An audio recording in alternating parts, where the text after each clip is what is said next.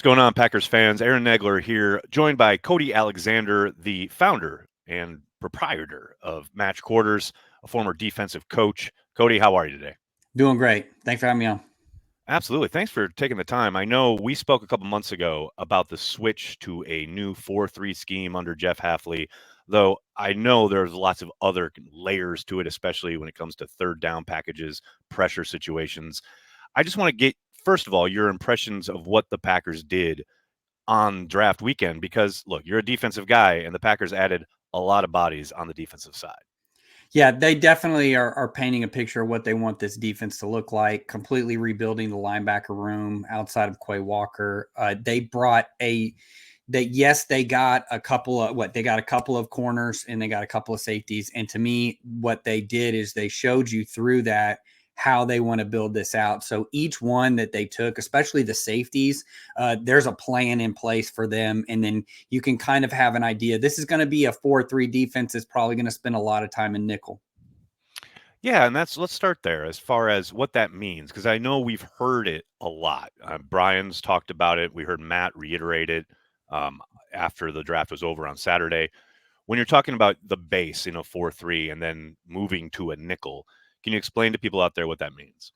Yeah, so there's really what we're doing is your traditional Sam linebacker. We're now going to take him off the field, and we're really just going to be playing with a Will linebacker and a Mike linebacker. And so that extra DB can be a multitude of different things. It can be a third corner. It can be a big nickel, so it could be a safety. It could be a guy. I mean, we're in the age of football now where there's guys that's just what they play. They are a nickel guy. They Right. play in the slot. And so we have guys like that. I think Brian Branch for the Lions staying within the division. That's a great example of a guy that really that he's a nickel and he's really nothing else. And that's where he plays. Let's start with the safeties, because I think you talk about the nickel position and or people playing along the interior of the secondary. I think we're, understanding that Jair Alexander and most likely either Carrington Valentine or Eric Stokes will be your main perimeter corners, right?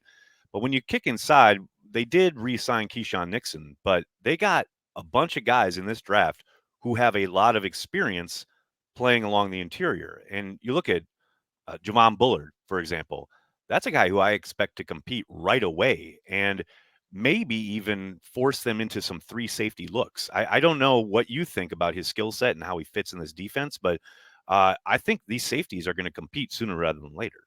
Yeah, if you just go down the list, second round draft pick, you get Javon Bullard. Bullard can play from the nickel all the way to a deep safety. So what this signals to me is that they can carry three safety packages against certain teams that they want to have a big nickel presence. But then also he can with Xavier McKinney, who got signed by the Giants. Xavier McKinney to me played a lot of box safety. He was kind of 50-50 with the Giants. And so he can play down. Bullard gives you that hybrid guy that can either play down. If we get motion, he can be the adjuster on that. You feel comfortable with McKinney or him playing deep, but then also he can go in and play slot if that's somewhere where you feel like he can excel in. That to me, he's kind of he's like the linchpin of this whole thing, is where he's that key cog that's going to make this thing work if he can actually produce, because now you can move him wherever you want, and then McKinney can play down. When you look at the other safeties, you got Williams and Oladapo. I'm really familiar with Oladapo. I'm not that familiar with Williams, but it seems at first blush that they're somewhat similar in regards to having done a lot, kind of all over, both back end, dropping down into the box. But do you think this is a possible indication, as far as we have talked before about the pressure packages, right, coming out of the Rex Ryan tree? Is this a case where they're going to want to get lots of different body types, maybe involved dependent on who the opponent is? It feels like they want interchangeable parts, but also they want guys who can do a lot of different things and keep offensive coordinators kind of guessing. Yeah, Evan Williams to me is your prototypical down safety. I think he'll probably start behind McKinney and then be able to fight with Bullard for reps if they feel like he can transition, maybe even playing some of that big nickel towards the bottom. Like you said, he's coming from Oregon. Same with Bullard. He's coming from Georgia. Very coverage diverse. I mean, this is the Saban system, so we are talking about And I know we've talked before, like Quay Walker, I think he even said in is like these scouting reports and what we're doing on Sundays is much easier than anything that we had to carry on a Saturday in Georgia. It's kind of the same thing. So you're going to get that from Bullard. You're going to get that from Williams, who I really think he's your mixed use guy. If you need a big nickel, that can be your guy. If you want to move Bullard down, he then comes in and let McKinney play deep and let him play down, just depending, because I feel like we're going to get a lot of single high coverage from this group. But then everybody here has the ability to play split field, which means they have the ability to play back. I really like Oladipo. To me is, and I'm going to stay in the NFC, this is going to be the Marquise Bell Dallas guy. Like, this is your nickel backer. This is your big, if we want to go big nickel, like in all caps, we want to go big nickel. Like Right. this to me is a pick where we're playing the Lions. They're in their 12 personnel stuff. They're buttoning it up. They're running the ball with Montgomery. You And need a we still body, want to run because they still play 11 personnel passing concepts out of it. We want to be able to have a presence on that, but then a guy that I feel like will be a coverage guy. So to me, that they've got a guy at every spot in safety that they didn't have in prior years, and it shows you kind of an idea of where this defense is headed. How much of this defense is predicated on that? Because it feels like we hear that a lot on the offensive side of the ball, right? As far as sending out personnel packages to try and get defenses guessing as far as, okay, well, we've got a number of pass catchers out there, but then they come out in some kind of power-like formation to run the ball.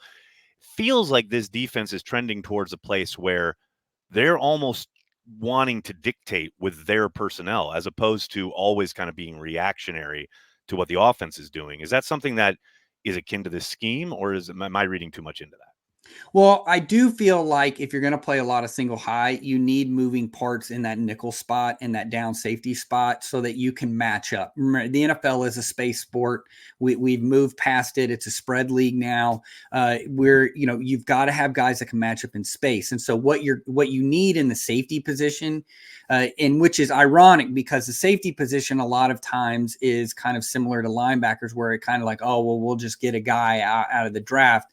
But I think part of that problem is that in terms of just cap, where you're not spending a lot of cap on that, is just that you're looking at safety position more as these interchangeable parts. So when you get a guy that can play 3 downs at your deep safety or as your down safety, you pay the guy. Otherwise, you find you kind of, it's the land of misfit toys where we're going to have a dime back in one sense, but then we have a big nickel and another guy. Then we kind of have a guy that can play everything. We have a deep guy, we have a down guy. And so what you really look at is the draft picks that they took and then the guys that they have on the roster. There's a clear path of how they're going to play and where they're going to play. And then it's just up to the draft picks really to produce in the OTAs in the preseason to earn the right to play on Sunday and help the defense kind of figure out what they're going to be. You mentioned, the guys they took kind of suggests, where they're going to play, how they're going to play. You look at Edan Cooper, I would say pretty much by consensus, the number one linebacker in this draft. He's not a old school middle guy, right? He's not a guy who you would kind of dream up of if you were talking like late 80s football, where you're running a lot of ISO lead with a fullback in the hole, like taking on blocks with trying to shed blocks from guards and centers, etc. He's not that, but the league isn't that anymore. How do you see him fitting into Hafley's scheme? This is your money backer, right? This is your will linebacker. This is your coverage backer. This is a guy that's going to follow the tight end, that's going to let Quay Walker be what he was at Georgia, which is a blitzing linebacker and then a box backer. To me, you look at the body type difference of that. Cooper probably is a little bit on the lesser side when you're looking at Walker. Walker's kind of the guy that's going to play, from C to C gap. This is a guy that can then match up with maybe tight ends in zone coverage. He can kind of shadow a tight end if you need him. He can run. That's kind of the big thing with him. This, to me, also allows you to move Isaiah McDuffie to the Sam linebacker spot. So if you are going to play base, this is a guy. Now you have a true Sam. Now you have a true will linebacker. And so to me, drafting him and pairing him with Walker, now you have, with the rest of the draft picks, this is what a nickel defense looks like in the NFL. And to that point, that means, essentially you're in nickel 75+% of Right. the time, right? We're going to see a lot of Walker and Cooper together. That would be my guess. That would be what I would assume as well. And then what you have with Tyron Hopper, who you drafted later in Mizzou, that's a guy that's going to back up Quay Walker. Like he's a true traditional box linebacker, C to C guy. That's where you're going to get that. Now you have two athletic guys. You have a guy that can play Sam. You have a guy that can play your money backer. And so now you can have that. And that's one of the things when you're in a 3-4 and you play a lot of 5 down front, you really don't need that many linebackers because they're all kind of the same guys. Your edges are the ones that are kind of the answers in the zone coverage piece, or you're bringing in an extra guy for nickel running that penny front, which is 5-1. So you can really tell they're really leaning into the 4 down front stuff. And the linebacker selection as well just kind of highlights where this defense wants to go. It's interesting. You talk about the 4-man front, right? And I do think we're going to see a lot of it. But per our conversation a couple months ago, Hafley does come out of a kind of lineage where the pressure situations, at least, the big passing downs, he likes to send pressure. He does come out of a Rex Ryan tree almost as far as what he's drawing up. Are we going to see guys with, obviously their hands in the dirt on early downs, but are they going to be, you think, standing up along the edges, kind of mixing and matching depending on down and distance and opponent? Yeah, of course. Yeah. And to me, really hand down, standing up, that really has a lot more to do with the personnel that you have. So if you have an edge rusher, a lot of those guys, especially if you're going to drop them into coverage, you want those guys standing up. It's a little bit more natural for them. It really doesn't change anything in terms of their pressure in their pressure path or the rush path. What it's really doing is seeing movement, being able to see where the back placement is, being wide, being able to stab and drop and not necessarily have your hand down. I think that's what it lends itself to. So I do think on 3rd down, that's pretty much a basis anymore. I really don't you will be hard pressed to find guys. Now, if they are a true defensive end, like let's say we're playing the 49ers, those guys, they're not going to stand up just because they don't drop those guys in coverage. So they're down in that, the famous Bosa sprinter stance. They look like he's getting ready to run a 40-yard dash, And so to me, that's philosophical about that. I think what he's said too, Hafley has said about the line is very much Schwartz-like and kind of what we saw with the Browns, just like, hey, we'll stop the run on our way to the quarterback. We're going to jet this. And that, to me, that tells me you're going to play a lot of single gap, meaning you're going to play a lot of middle field close coverage. And that's something I did want to talk to you about as far as their responsibilities up front, because they didn't add any bodies, right? So we were kind of looking at who's already on hand, talking about the Kenny Clarks, the Devontae Wyatts of the world. What is going to be the difference up front? Because from what I've read, it feels like it's much more, as you just said, stopping the run on the way to the quarterback rather than two gapping, rather than reading things. It feels like it's going to be just get off the ball and kill that gap. Yeah, I think the front structure wise, if there was somebody that I could look at and say, okay, what are we going to look like? I think it's going to be very much like the 49ers, the Jets, in the same breath of the Browns, where we're going to get our guys in a 2-eye and a 3 inside. We're going to go hammer the gaps. We're going to jet those gaps. Our outside guys are going to try and go to the quarterback and then box runs when we can, really allow our linebackers to be fast in their gap. If you really look at it, they're athletic at linebacker. That's really what they want to lean into. And then now that coverage aspect of if you're going to play a lot of cover one, you got to be able to cover that box because nothing can leak outside of it because everybody's back's pretty much turned.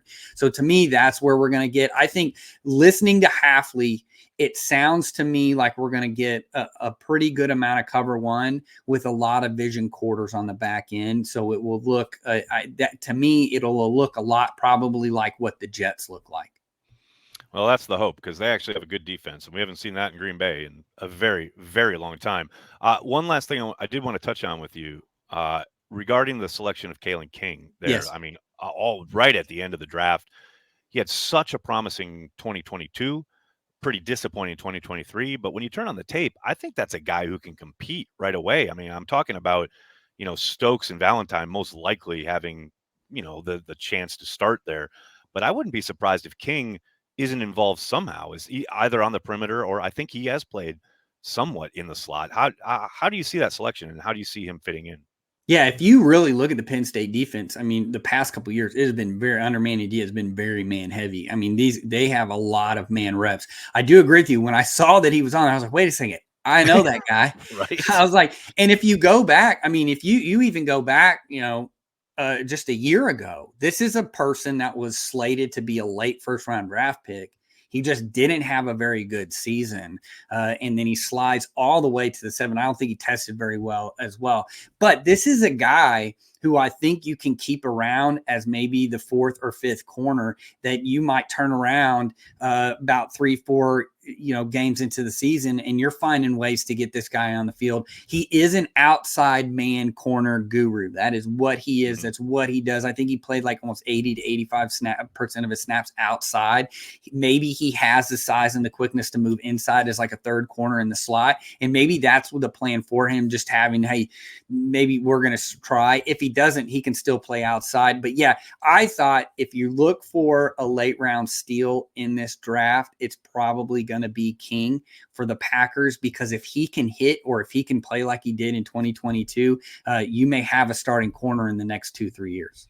Absolutely love it. Cody, I cannot thank you enough. Everyone, make sure you're checking out Match Quarters for everything when it comes to the defensive side of the ball, whether you're talking NFL, you're talking college. Cody covers it all. I'll have a link in the description of this video. Cody, thank you so much for the time, man. Yeah, thanks for having me on. Really appreciate it.